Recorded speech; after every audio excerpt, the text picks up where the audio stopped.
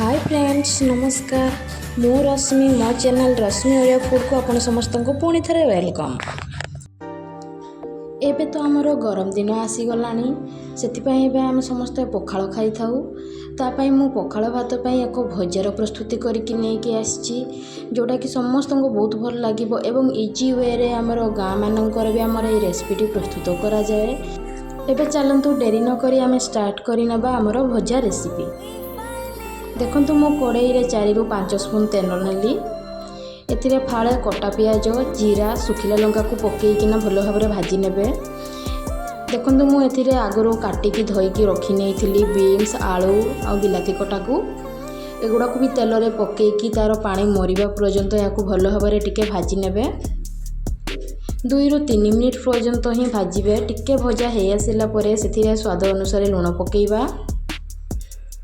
राग अनुजाई half spoon Lanka गुंड पकेइबे।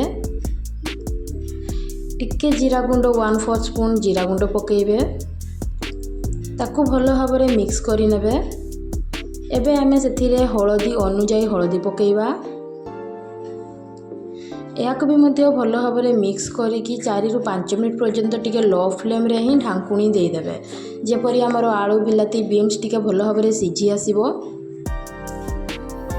देखंतु आमर भलो भाबरे मिक्स भी हे आसिलानी अल्प मध्य दर सिझा हे गलानी।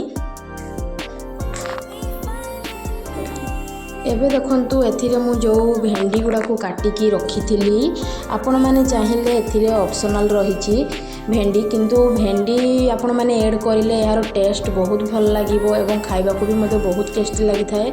देखंतु मु एथिरे भेंडी ऐड करली तार जो लाळ अंश ताकू भलो भाबरे भाजी की तार लाळ अंश बाहर कर नेबे। प्राय 10 मिनिट पर्यंत हाई फ्लेम रे ही भाजीबे। देखंतु टिके भाजी हे आसीबा परे याको एबे ढांकुणी दे किछि समय 2 ରୁ 3 मिनिट पर्यंत ढांकुणी दे देबे। देखंतु हमर भलो भाबरे सब भजा हमर सिझी हे आसिलानी भेंडी भी मध्य भलो भाबरे सिझी जाईची आलू भी मध्य सिझी आसीची।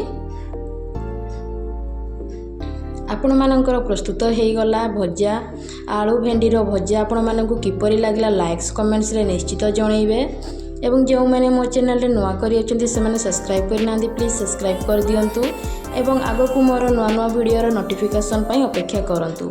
Thank you friends bye.